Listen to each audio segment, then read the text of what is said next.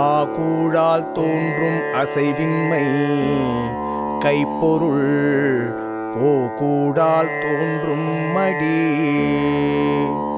செல்வம் பெருக முயற்சியை தருவதும் விதி, செல்வம் அழிய சோம்பலை தருவதும் விதி. பேதை படுக்கும் இழவூழ் அறிவகற்றும் ஆகலூழுற்ற கடை. பொருள் சேரும் காலம் வந்தால் அறிவாளியாவார், அது போகும் காலமென்றால் அறிவற்று போவார்.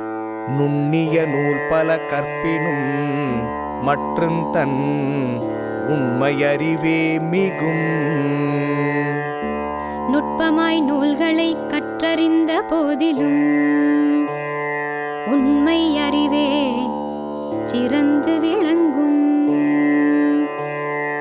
இருவேறுலகத்தியற்கை திருவேறு தெள்ளியராதலும் வேறு. செல்வந்தராய் ஒருவர் இருப்பதும் விதி, அறிவுடையாராய் ஒருவர் இருப்பதும் விதி. நல்லவையெல்லாம் தீயவான் தீயவும் நல்லவான் செல்வஞ்செயற்கு. நல்லவை தீயவையாக மாறுவதும் விதி, தீயவை நல்லவையாக மாறுவதும் விதி. பரியினும் ஆகாவாம் பாலல்ல உய்த்துச் சொரியினும் போகாதம. சொந்தமற்றதை நில் என்றாலும் நில்லாது, சொந்தமானதை செல் என்றாலும் செல்லாது. வகுத்தான் வகுத்த வகையல்லார் கோடி தொகுத்தார்க்கும் துய்த்தலரிது. தேடி வைத்த செல்வம் கோடி கோடியானாலும் விதியிருந்தால் மட்டுமே அனுபவிக்க முடியும். துறப்பார்மன் துப்புரவில்லார் உரற்பால ஊட்டா கழியுமெனின்.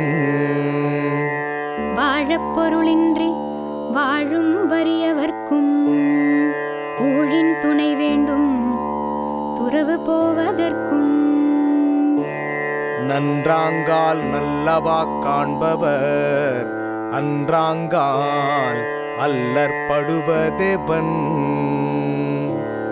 இன்பம் வரும்போது மகிழ்ந்து ஆடுவது ஏன், துன்பம் வரும்போது வருந்தி வாடுவது ஏன்.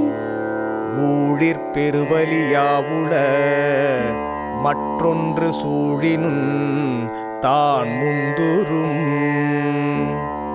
விதியை விட வலிமையானது எதுவும் இல்லை, விதியை தவிர விதியை வெல்ல எவரும் இல்லை.